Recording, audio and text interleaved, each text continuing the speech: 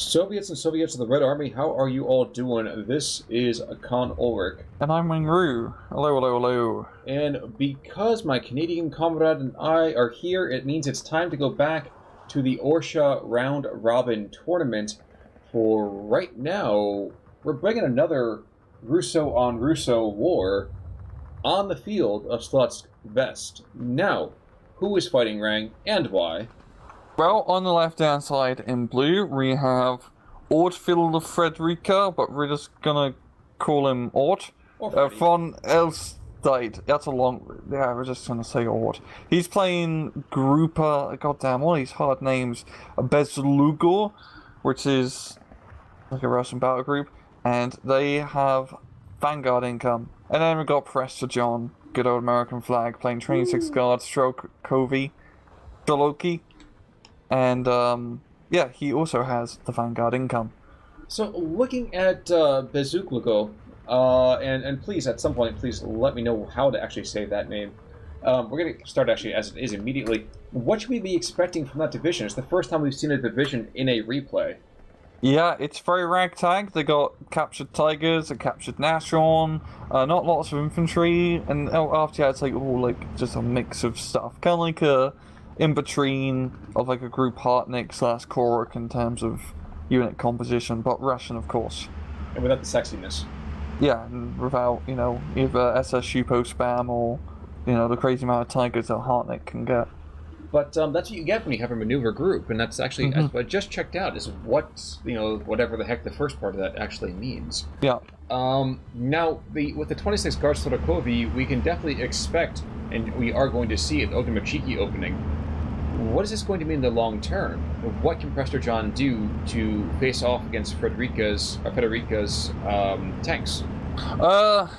Fortunately, it's only like 2 Tigers and a Nashorn which he has to worry about. After that, it's really just T-34 76 spam. And then your KV-85s and KV-1s can do pretty good against here. I've seen an early IR-2 anti-tank rocket plane being brought in. And there's no actually tanks that kill, so I wonder what he's going for. Maybe the M15? Right, he's going for the town. Okay, he's going for the infantry bit. Let's see how it goes. That is the right call. If nothing else, you can freak out some of the groups, you can kind of take that parlay that advantage a little bit further forward. Yeah. Because most people are not going to bring in exceedingly early command units. It's just, it's too risky in that opening 30 seconds. Of course, down to the south, we are going to see, like you said, to use your terminology, a ragtag defense as well as a ragtag attack. It's really kind of awkward to mention exactly how both of these groups match up with each other. Yeah, it's weird. I think 26 definitely has the advantage long game, just due to the unit composition, and also, you know, heavy artillery is really nice to have. Yeah, I do like how Ort's doing this like crazy push in the middle, just some strokey, capturing that hill, easy peasy like. No casualties or anything, nothing to stop him. No, sir, but we are going to see the second tiger being brought on out, so after these tigers, there are no more big kitties with whom to play. No, the Russians could only capture 2, you see. He only had enough Pokeballs for 2. Exactly. Exactly. And I thought there was a joke somewhere, but I couldn't think of what it was. So thank you. No problem. Gotta catch them all. I should have caught that one. Yeah. But we have an IS-1 over here, facing up as the Tiger. Not going to go for the IS-1, I can imagine. And I think I'm more interested by the fact that we have a ZIS-3 being used, again, primarily as an anti-tank piece, and not as a artillery piece. Where's is this free? This is to the south. It is just east. Oh, yeah, I see. West along that arterial. Yeah. Oh, yeah, it's got the HE cells off. That is interesting. He can actually kill the Tiger with it, I believe. Not great penetration chance for APCR, but it's enough. But he's not even in the forest, so he's gonna get spotted and killed very easily. And he's like shooting the T-34s. Yeah. Which not for nothing. I know it makes more sense to kill what's gonna hurt you more, but the concentration of fire over here on the 2 tanks, their proximity, I think it makes them a little bit more attractive as targets go. Yeah, same with, like, I'm looking at Prester John's blob of infantry down south. This is just asking to get high explosive in any sort of manner, whether it be artillery or grenades or, you know, a big FU bomb from the skies. That's pretty ballsy having so all you guys to spread, or not spread out, but spread in. Well, he researched human wave tactics, so don't ask questions. It's one of those things. IL-2 over here, he doesn't 37 mil. Oh no, yeah, time to retreat. Yeah. Yak 1B, he's coming in on him. I think there's just enough anti-air to keep him safe. Deflection shot might be enough. No, okay, go. Oh no, wow. This is very skillfully put together. Well done, sir. Well done. Ah, that was pretty good. That was really good. That would have been amazing had the anti-aircraft been taken out by the actual air. But ooh, a flank shot at this Tiga. This is interesting. Actually, this would kill. Not easily, but this would definitely kill. Wow. Oh, no. Yeah, IL-2 37s are kind of weird to use. I don't find them to be all that effective. I mean, the accuracy in the gun's pretty pants, but you got a lot of ammo, so you can usually make quite a few strafing runs with gun, which is nice. Very true. Now, the important thing here that I was actually going to try to make a note of, though, is that the Tiger was showing its heels to the IL-2, and I think that's why we even have as many criticals as we do. And we're seeing now one of the T-34 Razvedkas is being freaked out, and another one is coming back south for the Tiga. Yep, another side shot of this Tiga. So we're seeing committed anti-air constantly. Yeah. It's really weird seeing like an anti-tank gunplane that's not German. Oh, jeez. That's huge. Yeah. The IO-2 37s definitely benefit from being able to be on the field for a longer time, because they require multiple strafing runs, as you can tell, to, you know, kill whatever they're shooting at. It's kind of unfortunate because Federica was just bringing in 237mm mounts, and this other IL-2 might cause some of that problem. Right now, no. Yep, jeez. Dies, he gets another kill, good lord. Yeah, that's proven to be pretty effective, which I was not expecting. Neither was I. And we're seeing more Strelkys being poured down here to kind of push back the human wave tactics that we are seeing from Prester John. And Prester John says, well, you know what? One squad death is a tragedy. 7 is a statistic. We see another wave of them being brought on forwards. Yep, just going to be bringing them up to guard the point. And we're also seeing that captured Nashorn here. I believe is a ground-type German tank. So let's see how it works under the Russian camouflage scheme. Well, the funny thing about it is that it can't evolve. I don't care if you use an Earthstone, a Moonstone, or just maybe the power of good old Stalin, but he refuses to evolve. Isn't it like a maximum evolution type with the Mother, yo? Oh, with the 1, 2, and 3? Yeah. Yeah, I think it's like that. Yeah. The secret one is it's like easy. You gotta have like a special item in the infantry, and you have to play on a certain time of day, in a certain area of the Pokemon map to evolve the SU-88. Exactly. Oh, yeah. Exactly. He just refuses at the end of the day. But Federica is determined not to lose any more armored vehicles, of which he has less and less all the time. Has brought in now 2 anti-aircraft to the north. And I don't want to go and be dismissive, but why at this point? Oh yeah, I guess he's kind of lost all his tanks, so it's not really... Yeah, and he definitely needs some ground game. I guess he does need to get the anti-air first before he buys any more tanks, even just T-34s, to help support his ground game, because up north it's not going good. It's not really going good. And same down south, it's human rave tactics. Yeah. Though at the same time, he's human rave and strokey, so it's pretty even Stevens, but both squads are very similar in terms of weapon loadout. Yeah, but when you're outnumbered 3 or 4 to 1. Yeah. And one thing we kind of didn't really get into a little bit more is that the maneuver group Bezuglogo is, well, once you get to B, you're going to get a ton of T-34 76s from 43, but early on in Phase A, you do not have a lot to call on. Yeah, and you really don't want to be losing those Tigers, which of course he did, so Well, once again, to B phase, they probably have some T-34 cards, I guess, that you can spam. Oh, you're actually bringing in an off-map artillery ord. 152 mil, so we won't be able to see the barrage icon, unfortunately, because once again the replay's bugged. But I think it's pretty obvious where he's going to call the off-map. The thing is that considering the kind of firefight he's putting up with right now, will his troops still be there when it happens? I have a feeling he'll be able to hold just for the extra 20 seconds or so. And Prester John is not going to have a good time. He's probably going to learn the intricacies of spreading out your troops. Wait a second, look at the artillery barrage is being called out. Oh, what? No!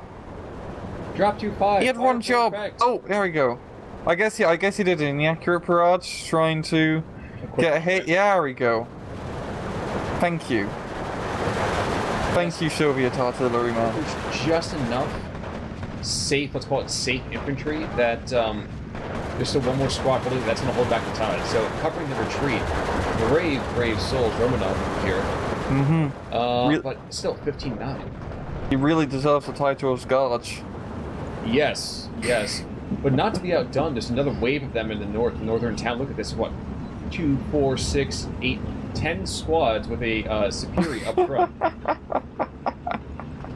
Prester John really does not give a damn, does he? No, this is legit human rave tactics. Oh god. And that's to be enough to capture the town, I think. That's just a lot of dudes. We're also seeing 2 SU-76s being brought in. And they do have HE shells, these AT models, but they're not the best. No, and why should they be? They are artillery pieces first, right? Oh, these ones are the anti-tank gun drones. They can't actually shoot indirectly. Oh, yeah, you're right. Yeah. Except for the Strelkies over here being able to engage the guards, again, outnumbered 3 or 4 to 1, I would not want to be there. And it's just so cool zooming and seeing the infantry just rush across like the houses. Once again, this game looks great. Yeah.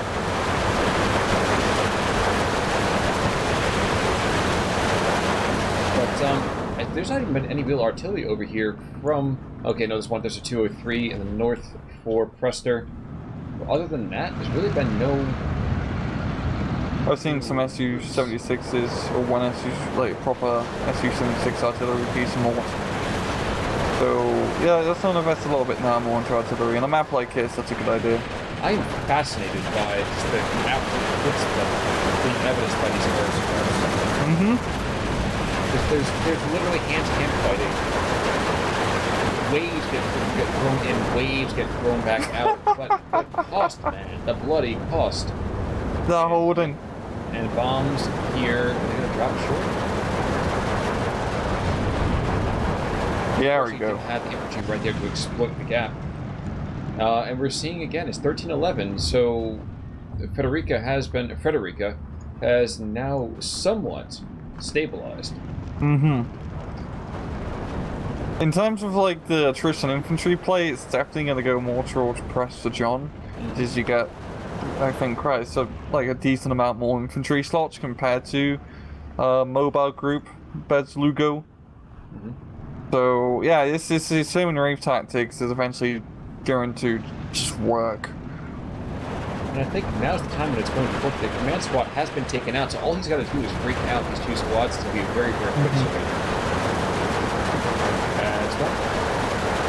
And one more DP squad. Okay, so he's rushing DP squads in. I don't think it's going to be in time. Nope. And those Strokey DP are really scary because of the weapon loadout of SVTs and DP-28, but you know, when you're outnumbered that much, it doesn't really matter. What do we always say? Quantity has a quality all of its own?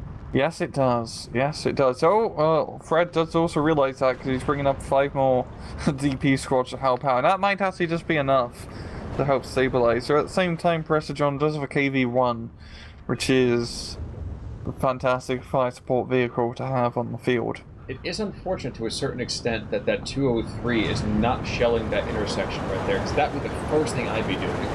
I know my opponents will be bringing the infantry back in, so if nothing else, I want to pin the shit out of them.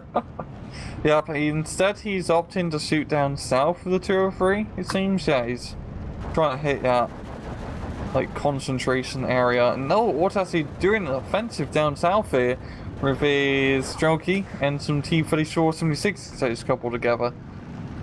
But it's a bit of a cobbled counterattack, and it's a very, very slow one when all things considered. You have to clear out these forests, and yes, you have very little ammunition on the guards for the moment, but what they do have is they have anti-tank grenades. Yeah. And they have a 45 mil that apparently is just as deadly as ever. Well done, sir. Well done. Yeah. Those, I swear to God, those 45 mils are just so goddamn good. Yes, they are. Even like Pack 36s I find to be really, really effective in this game. And you think it wouldn't be, but it's due to how like the critical system, hit system works, where you can usually get some pretty good like non-penetrating crits, just because you shoot so bloody fast. By the way, so the 203 has now started to engage at infantry. You can see the entire attack is bogged down. I would definitely be pinned down in that situation. The Karo Bustal fires at them. Yeah. Oh, yay. That's so crazy how it's an on-map artillery piece. It's just massive. Again, the blast about 9,000 blasts. So yeah. Goku has nothing on this there. No. But yeah, that's pretty good from Prester John, holding on to the town, and that's a pretty important point to hold on. It's when one of the most. If I can actually speak English today, it's one of the more like easy defensible areas on this map because, as you can tell, this map is fairly open. It can be pretty tough to hit through the middle of this map just due to how it's set up. I have no idea what you're talking about. I couldn't tell that this map is wide open. I see more lack of green on this map than actual green. Yeah, which is a real like departure from a lot of 1v1 maps usually actually pretty close quarters. Well, this is not the case. And you see at Rhino, he's barely done anything. I mean, that's probably a good thing. You just want to keep it in that one spot because that's the best place you can put it. But yeah. That's true. But he's very lucky that a couple of the IL-2s before, they had bullets with his name on them, but the 37 mils were enough to kind of keep them at a distance. So very, very lucky over here for Federico. So highly amused by the fact that we have these Okamachiki squad members. They're going to kill each other. They have almost exactly the same stress level. Not quite the same cover, but and they kill each other. Equal opportunities. Yeah, as well as I do you, you do me. No, I kill me. Yeah. IL-2 to the north. At long last, that rocket plane's being called back in. I'm surprised it hasn't been called in that town before now. And it's going to be doing a strafing run on the guards, and that's even though it is an AT plane. Anti-tank rocket planes are essentially just a bunch of high explosive rockets in the end of the day, so it still works just as well as against infantry as it does against tanks. It certainly seems to look that way, doesn't it? The Rhino does back up. This is this 3 taking its position instead, which actually I like that a lot better. Yeah. The Rhino is way more mobile. You want to have that possible mobility. Yeah. And you want to keep it alive to deal with the IS-1, because that's the best counter against said tank. Certainly is. Now I'm fascinated. There's a Yak-9B, and I don't know where he's going to be trying to engage. Nice, just flying around, enjoying the landscape, taking some snapshots of the battlefield, posting them on his Instagram. Yeah, keepsakes. Before he decides to actually do his job. SU-122. So here's an interesting vehicle because it's the Soviet version essentially of a Shug. Yeah, with a pretty powerful gun. If those heat shells, you do like 160 mil pen.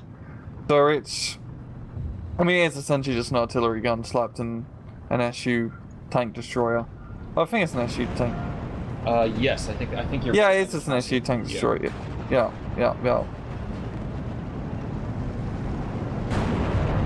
Overall, though, it continues to be bleeding out over here for the man from Eidelstadt. Other than that, fresh squads of guards being brought in by Prester John. KV-85 being brought in to support the north as well.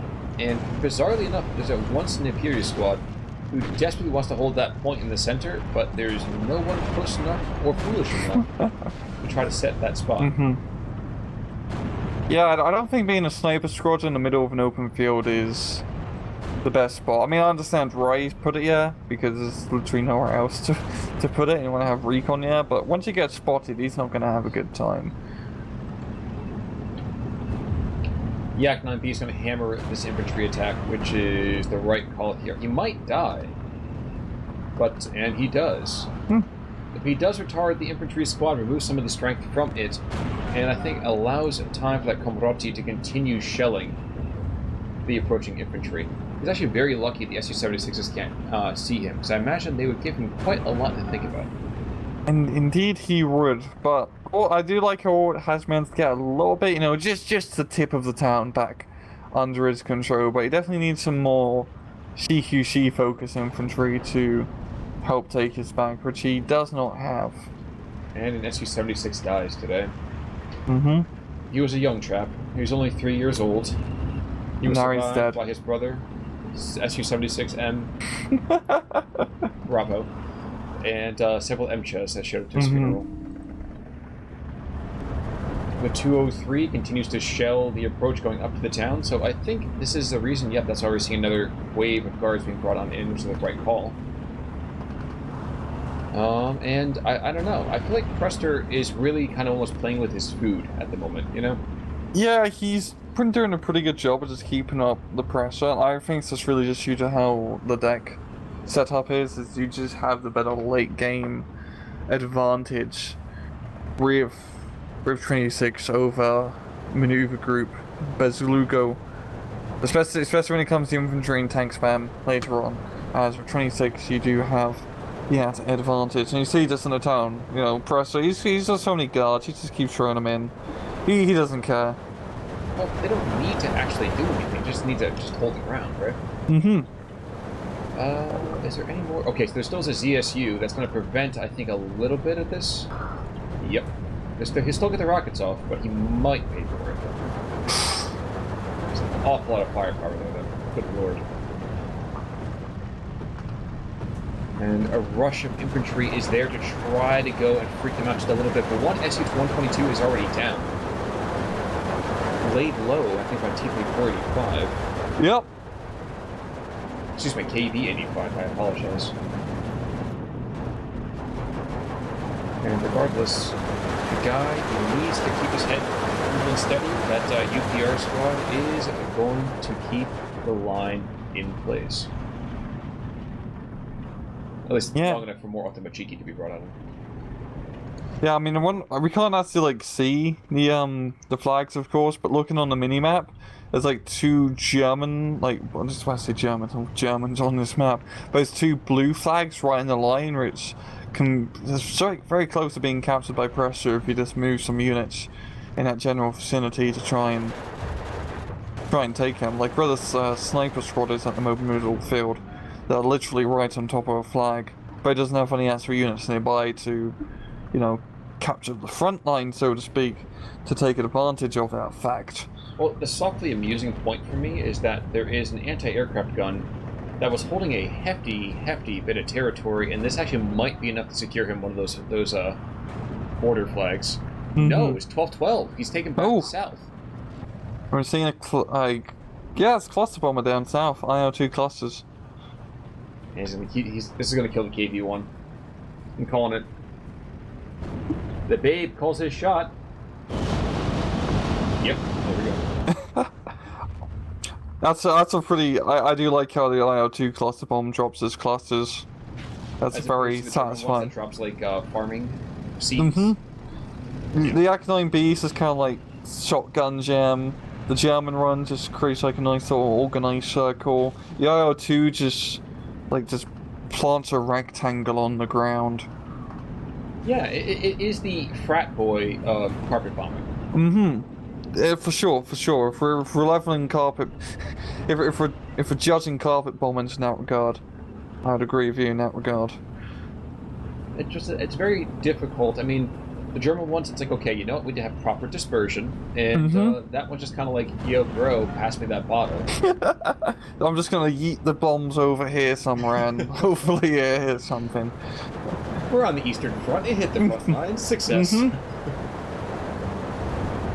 we are going to see, I feel like right now, we are seeing the collapse of Bezuglogo as infantry, I think, is really running dry. We're seeing more and more usage of the IL-2s and carpet bombs to desperately keep kind of all of this Prester material at bay. And I don't know if it's going to work. Yeah, and also the artillery game and Press. I mean, yeah, Prester's just using, like, he has 1 203 and 1 280 mil RT gun out, but 26, yeah, that's all you really need. It's just 1 or 2 of those guns is more enough to just stop anything from moving through.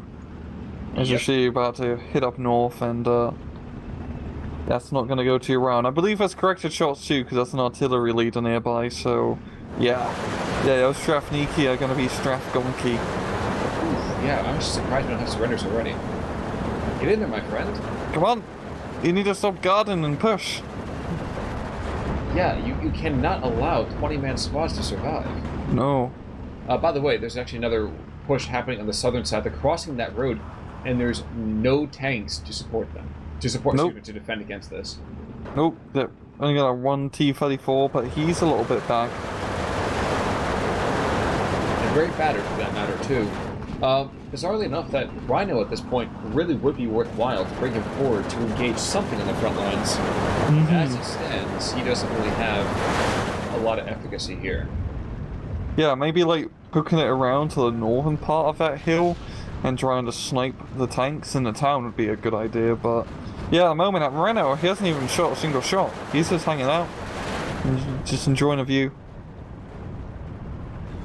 Outside of that, 16-8. So, yep, we are seeing a collapse along the line from Federica. He's bringing in a couple squads here and there. I think this is pretty much him being tapped as more Automochikis get brought on in. And this is the major concern in my mind about Bezuglogo. And that's pretty much why we don't see him very often. Because you have to hit hard and hit immediately. Yeah.